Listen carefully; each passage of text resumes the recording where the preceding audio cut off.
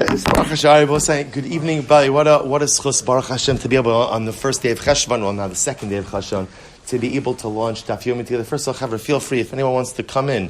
You know, it's good. This is it's beautiful. Baruch Hashem. For those who are learning the Daf, I figured this is a great opportunity for a little bit of Chazara. For those who aren't learning the Daf, this is a great opportunity. Maseches Berachos. There's nothing better than Berachos. Nothing better. So Baruch Hashem, a great zechus, and again, our goal is going to be to try to keep this condensed to 20 minutes. I know that it's late. The Beis Midrash will stay open, so stay as long as you want. But our goal, Emiras Hashem, and again, the goal will be Emiras Hashem to get through the daf of Gemara, and again, point out pertinent halachos or hashkafas when we have it. So let's dig in. A great Baruch. I have to tell you, like in such a hard time, in such a hard day for Am Yisrael, like it's such a beautiful thing to see our Beis Midrash vibrant and alive already after 9 o'clock at night. So incredible. Let's begin. From when do we begin to recite Shema at night? Remember again, there is a biblical obligation to read Shema twice a day. Torah says, when do you recite Shema? When you go to sleep and when you get up. So interestingly enough, so the Mishnah begins a discussion with Kriyas Shema at night, not the morning Shema, which we'll discuss in the Gemara. So from what point in time can you begin to recite Shema at night? From the time that the Kohanim go into eat Truma. Now, what are we talking about? So remember, what's Truma? Truma is the portion that's given to the Kohen, right? I'm a farmer. I have an obligation to separate out certain tithes. One of the tithes that I have to give is Truma to the Kohen. Now, what happens? Now, in order for a Kohen to consume Truma, a Kohen has to be in a state of ritual purity, has to be tahar. So what's the halacha if a Kohen is tameh? So again, there's a purification process. Different types of impurity require different types of purification processes, but one thing is for sure, which is, in order to become tahar, one has to go to the mikvah. Now, interestingly enough, mikvah could be done by day. You know, we're used to like mikvah in terms of hilchos nida. So mikvah and hilchos nida, a woman has to go to the mikvah at night. The truth is, for tumen tara, right, for laws, ritual purity and impurity, you can go to the mikvah even by day. So if I'm a kohen, so I became tameh, I go to the mikvah by day, but even though I went to the mikvah, my purification process is actually not complete until nightfall. Nightfall, as we're going to see, actually means Tseisa Kochavim, the emergence of stars, actual nightfall. So therefore, again, the Mishnah says, from what point in time can you begin to say nighttime Shema? From the time that a Kohen who was Tameh and had gone to the mikvah by day would be permitted to eat Truma at night, which is a long way of saying you could begin to say the nighttime Shema at Tseisa Kochavim, nightfall. Why the Mishnah chooses such an elongated way to state the halacha, we'll see in the Gemara. So the Gemara says, Ad Sof Hashmar Harishon the Rabbi Eliezer. And when can you say Shema until? So remember again, like anything in halacha, there's a start time, there's an end time. So first opinion, Rabbi Eliezer says the start time is Tseisa Kochavim, is nightfall. The end time is till the end of the first watch. Now, what that means, we'll see in a couple of days from now, Emiras Hashem, but we'll see that essentially the night itself is divided up into different mishmoros, different watches. So the end of the first watch, we don't know what time that is, but that's what we're going with for now. That's the first opinion. The Chum say, the Chum omrim ad chatzos. The Chum say, now here's what's interesting. The Chachamim agree with Rabbi Eliezer about the start time. So we agree the start time. We'll say again, when's the start? Little chazara. When's the start time? Tseisa Kochavim. Rabbi Eliezer says, when's the end time? End of the first watch. What time that is, we don't know yet. Chachamim say no. The end time is midnight. Chatzos, that's the end. Rabbi Gamliel says you could say nighttime Shema up until dawn. Now we'll say we're going to get into this in a little bit, but remember in the halachic day, so there's different periods. There's dawn and there's sunrise. Sunrise is an observable event. Dawn is 72 minutes before sunrise. According to the Rambam, it's 90 minutes before sunrise. Again, often when you go outside at Alos, at dawn, it looks just like the same thing at night. But again, so as I said, I just want to point out to you what we have over here. So therefore, interestingly enough, in the Mishnah, everyone is agreeing on the start time of nighttime Shema. Again, what's the start time? Tseisa Kochavim, nightfall. Three-way machlokes as to when is the end time. Rabbi Eliezer is saying until the end of the first watch. The Chachamim saying up until midnight. And ultimately Rabbi Gamliel is saying up until dawn. Up until dawn. Good. So the Gemara says as follows. It's actually an interesting story here. So one time Rabbi Gamliel's sons came home late from a party. See, certain things don't change, right, over the years, right? The children were back past curfew. Back right now, usually Beis HaMishta means a wedding, right? They were attending a wedding. The chasana went late. Amrulo, so they came home late. And what happens now? Late, we're going to see, means they came home after midnight. After midnight. So Amrulo lo karinu eshma. So they said, Father, we didn't yet say Shema. Amrulo, have no problem. Im lo amud hashachar chayav atem likros. Don't worry about it. As long as it's before dawn, you still have to go ahead and you can still recite Shema, nighttime Shema. For those who build varam, not only that, ela kol ma she'amru chachamim ad chatzos mitzvasan ad she'al amud hashachar. Rabbi Gamliel now let his kids in on a little secret. Whenever the rabbis say that you could do something until midnight, it really means you could do it until when? Until dawn. That's what happened. So the Gemara says, for example, the Gemara says, Hekter chalavim ve'ivarim, misasin shalam shachar. So again, we'll see exactly what to do with this line, but the burning, remember, at night, there are no karbanos. You don't offer karbanos at night. No sacrifices at night. So what do you do at night in the Beis HaMikdash? They burnt all of the leftover limbs and fats from the daytime sacrifices. Everything was burnt. So Hekter chalavim ve'avarim, you could do up until dawn. Ad sheyala amud hashachar. Similarly, again, any carbon which has a 1 day window of consumption, the mitzvah is until dawn. Imkain, lama amru chamad chatzos. So Rabbi Gamliel essentially is letting us in on a fantastic secret over here. Whenever the rabbis said you only have until midnight to do something, they didn't really mean it. Really, when do you have until? You have until dawn. You have until dawn. So then the Mishnah asked the obvious question. If you have until dawn, then why do the rabbis say up until chatzos? Imkain, lama urmu chacham at chatzos. Why did the chacham say until midnight? Kedei laharchik adam min ha'avera. In order to distance a person from transgression. You see, I will say, human nature is procrastination. It's to procrastinate. So if I know that I have up until dawn, chances are I'm going to often leave it up until that point in time. What is the best way to avoid procrastination? Set earlier deadlines. Let's say, just by the way, a profound life lesson. We all know this. In general in life, if you don't set a deadline for yourself, most things don't end up getting done. We're all busy. We're all flooded with a whole bunch of different things, unless, of course, a person goes there. We're actually learning this Thursday night in the Hasidic Shir. The Piagetzna was talking about this idea. The Piagetzna said, it's incredible, the Piagetzna said the key to success is an amount of time for every task. It's actually a fascinating idea. Whatever you're going to do, give yourself an allotted amount of time. So but I found this helpful. I mean, not really fully helpful, but a little bit helpful. A lot of us manage multiple different mediums of communication between email and WhatsApp and text and voicemail, all these things.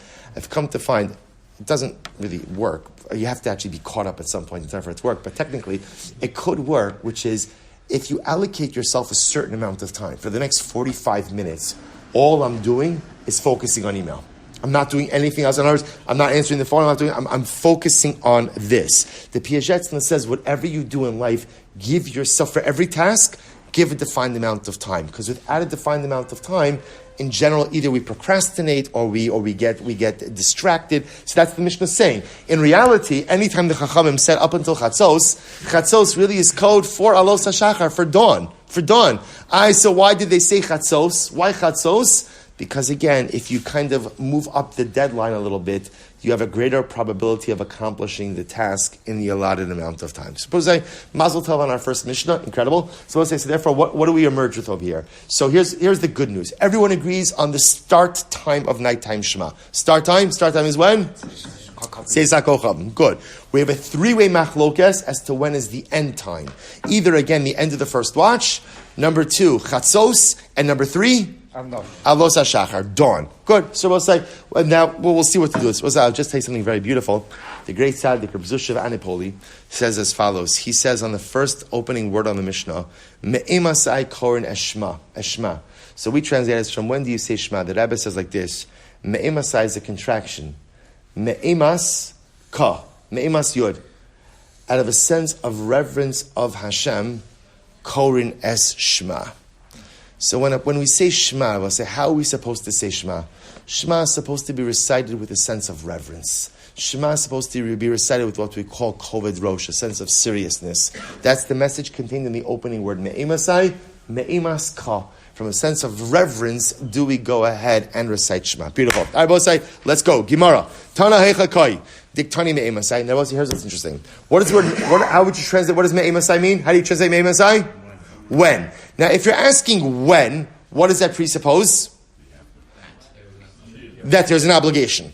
Right? So normally when is a detail that you answer after what? In other words, once you establish that there's an obligation, then you discuss when. So the Gemara says, it's interesting because obviously our Mishnah is presupposing that there is an obligation to recite Shema. Right? We're kind of jumping right in. What time do you say Shema at night? So when did we establish that there's an obligation? So Tanei Chakai, Diktani Me'emesai, V'su, Maishna Detani Ba'arvis Bereisha, listening to Shachris Bereisha. Furthermore, why start with nighttime Shema? Wouldn't it make more sense to start with the details of morning Shema? So a double question. Number one, kind of what's the jumping off point over here that we're automatically assuming that there's an obligation to recite Shema at night? That's number one. And number two, why start with nighttime Shema? Why not start with morning Shema? To which the Gemara says, very simple, Tanak Rakai. The author of our Mishnah is basing himself on the pasuk. What does the pasuk say? Dichsiv, b'shach b'cha uvekumecha. We'll say the pasuk itself, we're talking about Shema. Shach b'cha means what? Shach b'cha? When you go to sleep, uvekumecha. When you wake up. So what do you see from here? The Torah itself, when it discusses Shema, discusses the nighttime Shema before the daytime Shema. So the Gemara essentially is just mimicking the structure of the verse itself. This is what it means to say. So now that we've established, based on the pasuk, that there is a biblical obligation to recite Shema at night, what time? Now, I will say, really what the question is like this. Really the question is, the Torah doesn't say Shema at night. What does the Torah say? What does the Torah say? Say Shema when? When you lie down, when you go to sleep. So the real question is, at what point in time, so to speak, do people go to sleep? Now, I will say, now, this whole Mishnah makes a lot more sense. In the days before electricity, and certainly in an agricultural society, let's work backwards. When did you get up? Before first light. Because you were working, right? First light, you were going, right? So you were up before first light. When were you going to sleep? Dark. All right, just imagine. You don't have Netflix, right? So what are you doing at night? I'm saying, like, the sun goes down, right? It's dark. What is there to do? What is there? I mean, how long are you going to talk? You know, so Lamaisa, so therefore, interestingly enough, b'shach becha is when you go to sleep. So to speak, what would be the earliest time that people go to sleep? Nightfall. Seisa kochavim. Good. So the Gemara says now it's interesting, but the Mishnah doesn't say nightfall either. What does the Mishnah say? So the Gemara says, Ema, Misha Shagarim Nechas Lechabit Shumasan. So the Gemara says, fine, and when is B'shach B'cha? When is the time that people go to sleep? At the time that the Kohanim eat Truma. And when did the Kohanim, who were Tameh, and now became Tahar, when could they resume Truma consumption? At night. Beautiful. V'bai saying the other possibility is Yolef Mibriyasa Sha'olam. There's another reason I will say why we mentioned the nighttime Shema before the daytime Shema, and that is Dichsiv Vayhi Erev Vayivoker Yom Echad. But it's incredible that we're learning this now. So we just learned this. It's past week in Berachos. Remember, in the creation of the world itself, the Torah places the evening before the morning. So therefore, again, you see, and we'll discuss why that is in just a moment, but the Torah always discusses the night before. Vayerev, it was night, and it was day one. So because the Torah itself begins with a discussion of night first, therefore what? We begin with a discussion of the nighttime Shema first. So two different answers. Either possibility one is that halacha l'maisa. The Torah itself, when discussing Shema, says b'shach b'cha uvekumecha, nighttime Shema before the daytime Shema. Second possibility is the Torah itself discusses night before day. Ihachi, that's the case. The Gemara says Ihachi seifa diktani b'shachar mevarich shtayim lefaneha va'achas lachareha ube'erev mevarich shtayim lefaneha u'shtayim lachareha lisni da'arvis bereisha. Here's the problem. We're going to see in the next Mishnah. So the Mishnah is going to talk about the Berachos, the blessings which precede and follow Shema. Here's the problem. What does the Mishnah begin with? It begins with a discussion of the daytime Shema first. So if you're correct, and the order is always nighttime Shema before daytime Shema, based on the pasuk by Shema and the pasuk by creation, then at the end of the day, why does the next Mishnah begin with a discussion of the daytime Shema before the nighttime Shema?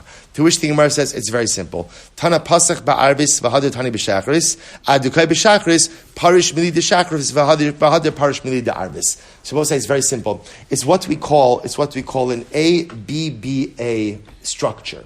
What does that mean? That the Mishnah will talk about A, then we'll talk about B. Once you started talking about B already, we'll finish up the rest of the details about B and then go to A. So for example, again, and we'll say, when you think about this, the Mishnahs fit together so much more beautifully. So the Mishnah will begin with the discussion of nighttime Shema, then daytime Shema. Well, once we're talking about daytime Shema, let's finish off the halachos of the blessings of daytime Shema, finish that out, and then go back and finish out nighttime Shema. A, B, B, A. That's the structure of the Mishnah. It's beautiful. Listen, I'll just point out something very beautiful. Why is it that in two places now you see the Torah begins with night before day? Right, when it comes to Shema, b'shach b'cha uv'kumecha, the nighttime Shema for the daytime Shema, and in creation, vayerev vayihi voger. So we'll say, why is that? Why is that? It seems to go against the natural order of things. Reb Tzadok HaKohen of Lublin, Tzidkas HaTzadik, says something so beautiful. The Rebbe explains that the Ribono Shel Olam was trying to gird us with an incredible amount of life strength. See, night is always a metaphor for difficulty and challenge. Day is always the metaphor, ultimately, for clarity, beauty, and simcha. Often in life, night comes before day. Often in life, we find ourselves overwhelmed by difficulties and challenges, and so tell me that we're learning this now. And in life, it's so easy to lose yourself in the challenges and adversity, especially when they're personal in nature, and especially when they're difficult and tragic in nature. But HaKadosh Baruch Hu says, for every Erev, there's a boger. For every night, there's a morning. For every b'shach b'cha, nighttime Shema, there's a b'kumecha, there's a daytime Shema. HaKadosh Baruch Hu was giving us the ultimate strength to always believe that morning will always follow night, and daytime Shema will always follow nighttime Shema. So when we find ourselves in the midst of difficulty, as a nation, as individuals, we constantly and consistently remind ourselves that in Meretz Hashem, the dawn will break, right? The light will come. The morning will ultimately again display itself. No matter how overwhelming our circumstances are, there's always a beautiful and holy light at the end of the tunnel. Incredible. But let's just do another line and we'll stop for tonight. So remember, the Mishnah said, when do you begin to say nighttime Shema? At a time that Kohanim who were Tameh begin to eat truma after going to the mikveh by day. They can begin to eat truma at night after Tzeis HaKochavim. So the Gemara says, Emas ka'achli truma. When can Kohanim eat truma? So mishas Tzeis HaKochavim, from nightfall. So I asked the Gemara, listening mishas Tzeis HaKochavim. So just go ahead and say Tzeis HaKochavim. In other words, we'll say, this is the question we're asking. Why don't you just say nighttime Shema begins at nightfall? Why do you have to give me like this convoluted thing from the time that the Kohanim go into eat truma? If they were tamei, they went to the mikveh by day, they could eat truma at Tzeis HaKochavim. Just say Tzeis HaKochavim and be done. You ever have like a conversation with someone like this? Like, just say it. Just say it. Okay, I feel better now that I got that off my chest. Right? Just say it. Whatever it is.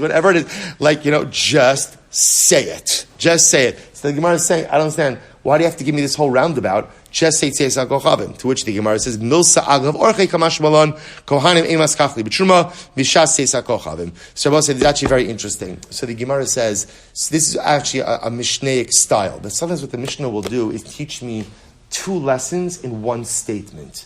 So by telling me that Kriyas Shema is said at the time that Kohanim go in to eat Truma, the Gemara is essentially teaching me two lessons.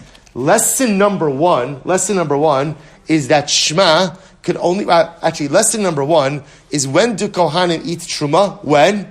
Tzeis HaKochavim, nightfall. Lesson number two is when could nighttime Shema be recited?